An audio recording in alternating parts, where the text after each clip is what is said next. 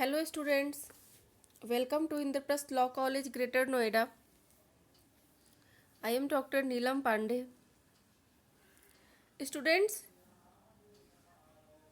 in our modern history class, as we have already read the economic and political causes of the uprising, now we will continue on the remaining parts of the previous lecture. Social causes of the uprising. The British passed laws banning sati system and legalizing widow remarriage. Women were encouraged to take up Western education. Some sections of Indian society, however, looked at these measures with suspicion. They interpreted them as example of interference in the country's social customs. In our previous videos, we have already discussed that Lord William Bentinck in 1829 declaring the practice of allies of Hindu widows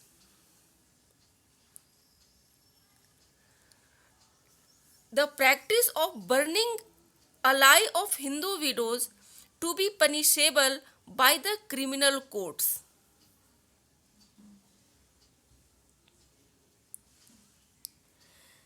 Hindu Widow Remarriage Act 1856 was drafted by Lord Dalhousie and passed by Lord Canning.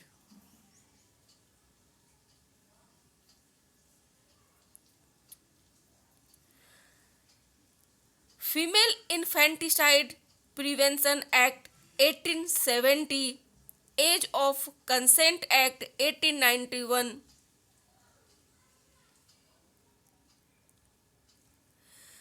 तो ये सब जब कानून अंग्रेजों ने बनाए कि सती system गैर कानूनी है, विडो मैरिज कानूनी मान्यता मिल गई,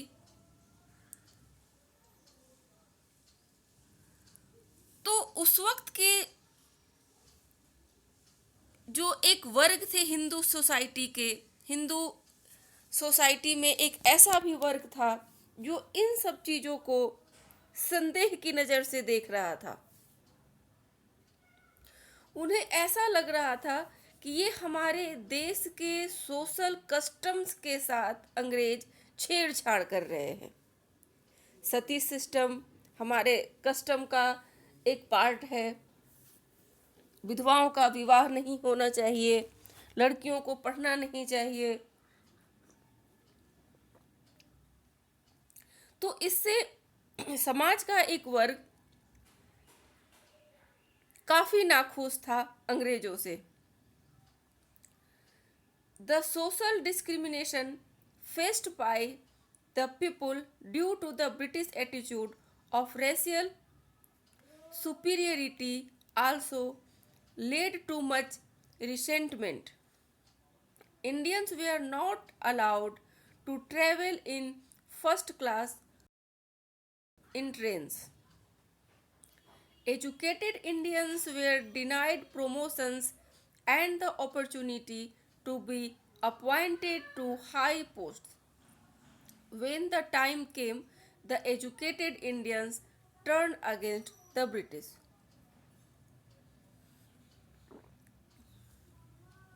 भारतीयों के साथ सोशल डिस्क्रिमिनेशन भी होता था. भारतीय सोशल डिस्क्रिमिनेशन को भी फेस करते थे. अंग्रेज सुपीरियरिटी दिखाते थे, अपनी श्रेष्ठता दर्शाते थे. वो फर्स्ट क्लास कंपार्टमेंट में इंडियंस अलाउ नहीं थे ट्रैवल करने के लिए. एजुकेटेड इंडियंस जो गवर्नमेंट जॉब में थे उनकी प्रमोशन नहीं होती थी.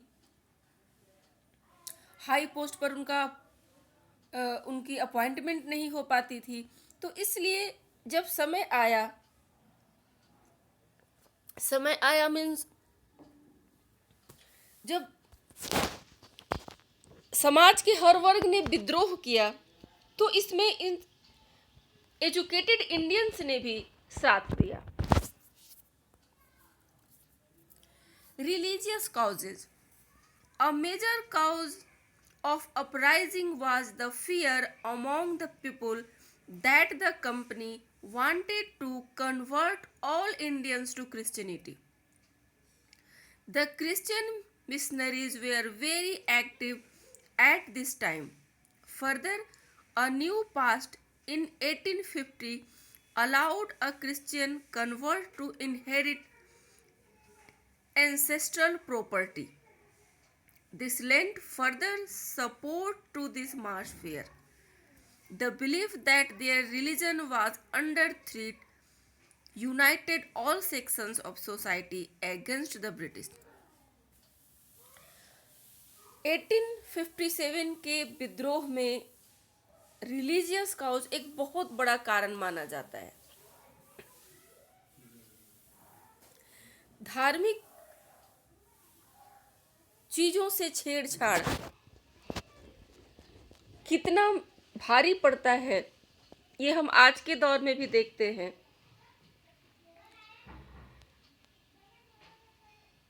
तो ब्रिटिशर्स जब बिजनेस के पर्पस से इंडिया में आए थे, तो काफी लंबे समय तक ये हिंदुओं के रिलीजियस मैटर को टच नहीं करना चाहते थे।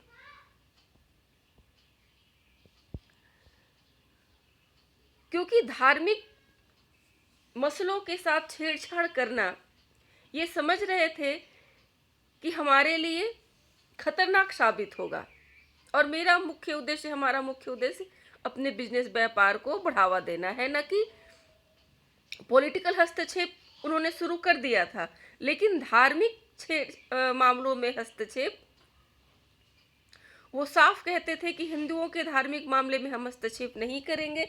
लेकिन आगे चलकर जो हमारे बुद्धिजीवी वर्ग थे, राजा राम मोहन राय, केशव चंद्र सेन जैसे लोग थे, उनके दबाव में आकर या उनके प्रयासों से, हम कहें दबाव में ना कहकर प्रयासों को देखकर इन्होंने जो कुछ हमारे यहाँ कुरीतियाँ थी, सोशल इविल से, सती सिस्टम वगैरह को बैन किया, हिंदू विडोज को रिमैरिज को लीगलाइज किया गया। तो इन सब चीज़ों में फिर उन्होंने हस्तक्षेप किया। तो हिंदुओं का एक बहुत बड़ा वर्ग हम देखते हैं कि उठ खड़ा हुआ अंग्रेजों के विद्रोह में, खिलाफ में। अब एक मिशनरी भी आ गई जो हिंदुओं के नीचे तबके के हिंदू हैं उनको बहला फुसला कर, बरगला कर क्रिश्चियन बना रही है। और उस दरमियान क्रिश्चियन मिशनरी काफी एक्टिव हो गई थी। तो हिंदुओं के मन में ये डर उत्पन्न हो गया था कि ये जो मिशनरी है, ये हमें हिंदुओं को ईसाइयों में कन्वर्ट करने के लिए आई है।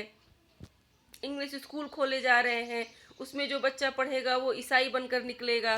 तो इस तरह की चीजें लोगों के मन में आने लगी। इसके अलावा एक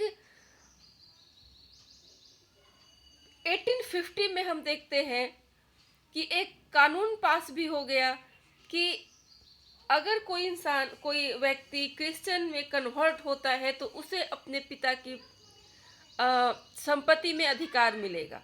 पहले अगर कोई अपना धर्म छोड़कर दूसरे धर्म में जाता था तो उसको अपने संपत्ति में, पिता की संपत्ति में अधिकार नहीं मिलता था। लेकिन 1850 में ये अलाउ हो गया कि अगर वो क्रिश्चियन धर्म को अपनाता है तो उसको उसकी संपत्ति में भी हिस्सेदारी मिलेगी।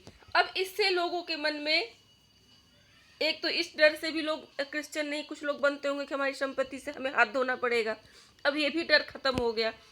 तो अब ये साफ लगने लगा हिंदुओं को कि हमारा धर्म अब खतरे में है और ये पूरी तरीके से हमें ईसाइयों में कन्वर्ट करना चाहता है। और हमारा तो इस तरीके से लोग संगठित होकर अंग्रेजों के विद्रोह में खड़े हो गए। Military causes, the sepoys were paid much less than the British soldiers. They were also treated unfairly by their British officers. जो सिपाही थे, इंडियन सिपाही थे, उनको ब्रिटिश सिपाही के बनिस्बत काफ़ी कम सैलरी मिलती थी। उनके साथ हमेशा भेदभावपूर्ण व्यवहार किया जाता था। All high posts in the army were reserved for the British. No Indian could rise higher than सूबेदार। आर्मी में जितने भी हायर पोस्ट थे वो ब्रिटिशर्स के लिए रिजर्व थे और इंडियन सिपाही जो था वो सूबेदार से ज़्यादा ऊपर जा ही नहीं सकता था। हाईएस्ट पोस्ट इंडियंस के लिए थी आर्मी में सूबेदार। An act was passed that required the new recruits to travel overseas if needed. The Hindu Sipahis resented this and according to a popular belief, travel across the sea led to loss of caste. अब इतनी सारी चीज़ें वो face Indian सिपाही कर रहा है। इसके बाद एक रूल ये भी आया कि अब उन्हें विदेशों में भी जाना पड़ सकता है, क्योंकि अंग्रेजों की कॉलोनी एशिया अफ्रीका के और भी कई कंट्रीज में थी और वहाँ कहीं कभी अगर विद्रोह होता है तो यहाँ से ये इंडियन सिपाही को लेकर जाएंगे, उस विद्रोह को शांत कराने के लिए ले जा सकते हैं। ऐसा एक एक्ट भी पास हुआ। एक तो देश के अंदर ही कई कई जगहों पर विद्रोह होते रहते थे तो सिपाहियों को एक जगह से दूसरी जगह पर जाना पड़ जाता था, लेकिन वो तो कंट्री के अंदर ही था। फिर भी इस तरह से सिपाही अपनी फैमिली से बहुत दूर रह जाते थे। अब देश के अंदर तो छोड़ो, अब इनको बाहर भी ले जाने की बात होने लगी। और उस वक्त ये धारणा थी हिंदुओं की कि समुद्र पार करके जो लोग विदेश जाते हैं उनका धर्म भ्रष्ट हो जाता है, वहां मलेच्छ रहते हैं। तो अब अगर ये सिपाही समुद्र पार करके विदेश जाते हैं तो इनको अपने कास्ट से निकाले जाने का भय था, यानी इनका सामाजिक बहिष्कार हो जाएगा। ये अपने कास्ट में अपने लोगों के साथ ये नहीं रह पाएंगे। तो एक तो नौकरी है जो ये कर रहे हैं, इसे ये बचाएं या अपने कास्ट को बचाएं। समाज में रहना है तो सामाजिक व्यक्ति बन करके ही रहना पड़ेगा। तो ये भी एक विद्रोह का कारण बना सिपाहियों के। The Sipahis were not allowed to wear caste and religious marks. जो सिपाही थे, इंडियन सिपाही थे, उसमें कुछ सिख भी थे, कुछ मुसलमान भी थे, हिंदू भी सब थे। तो इनको जैसे सिख हैं तो उनको पगड़ी पहनने का अलाउ नहीं है। तो इस तरीके से रिलीजियस मार्क्स उनको अलाउ नहीं किया गया था पहनने के लिए आर्मी में। द फॉरेन सर्विस अलाउंस और भत्ता which the Sipahis got when they were sent to fight outside the country was discontinued. सिपाहियों को एक सर्विस अलाउंस दिया जाता था जो भत्ता के नाम से जाना जाता था। अगर वो बाहर जाते हैं, विदेश जाते हैं, तो ये भत्ता उनका डिसकंटिन्यू हो जाता था। Immediate causes. The new rifle had been introduced in the army at this time. It was called the Enfield. The cartridges of the rifle were covered with a greased paper wrapper. The Sipahis had to bite off the greased wrapper before loading the courteous into the rifle. News spread that the grease was made from the fat of cows and pigs. Hence, Sipahis of both communities were enraged at such disrespect shown for their religious sentiments. They felt that it was an attempt to make them outcast. Immediate cause में हम देखते हैं सिपाहियों के मन में इन सब चीज़ों को लेकर तो विद्रोह की भावना भर ही रही थी कि इन्हें अपने घर से दूर रखा जा रहा है बहुत लंबे लंबे समय तक। अब इनको विदेशों में भी भेजे जाने की तैयारियां होने लगी। ये अपने रिलीजियस मास्क को नहीं पहन सकते हैं। इनकी सैलरी ब्रिटिश सिपाहियों के बनिस्बत काफ़ी कम है। ये कितने भी मेहनत कर लें सूबेदार से ऊपर तक ये नहीं जा सकते। तो ये सब सारी चीज़ें तो थी पहले से, लेकिन एक और नई चीज़ आई जिन्होंने सिपाहियों को बहुत अधिक उत्तेजित किया, वो था इनफील्ड राइफल का लॉन्च होना आर्मी में। इसमें यह अफवाह फैली कि इसमें गाय और सूअर के मांस हैं और उस राइफल को मुंह से खींचकर कारतूस को करना पड़ता था।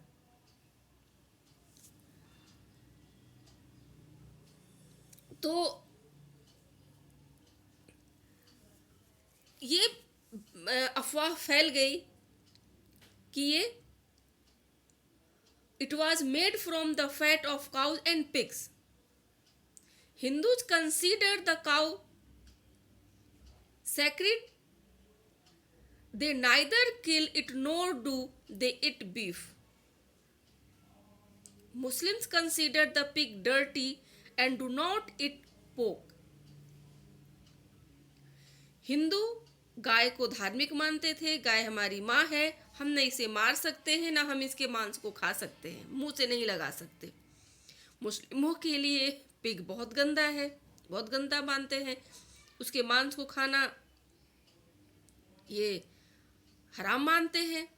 तो दोनों ही कम्युनिटी के लिए ये निराश करने वाला था और उनके मन में ये लग गई कि ये हमारे धर्म से भ्रष्ट करने के लिए ही अंग्रेजों ने ये काम किया है।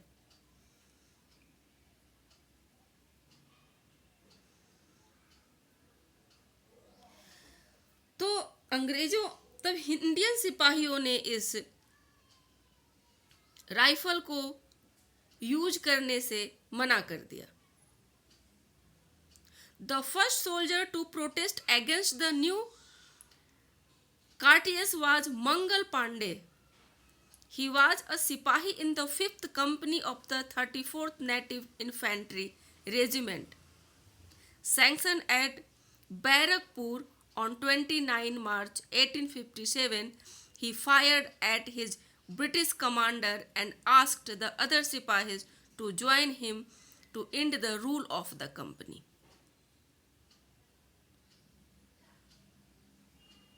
और सबसे पहले इस राइफल को यूज न करने का ऐलान करने वाला जो इंडियन सिपाही था वो मंगल पांडे था। बैरकपुर छावनी में वो 5th company of the 34th native infantry regiment में था और 29 मार्च 1857 को उसने ब्रिटिश कमांडर पर फायर कर दिया।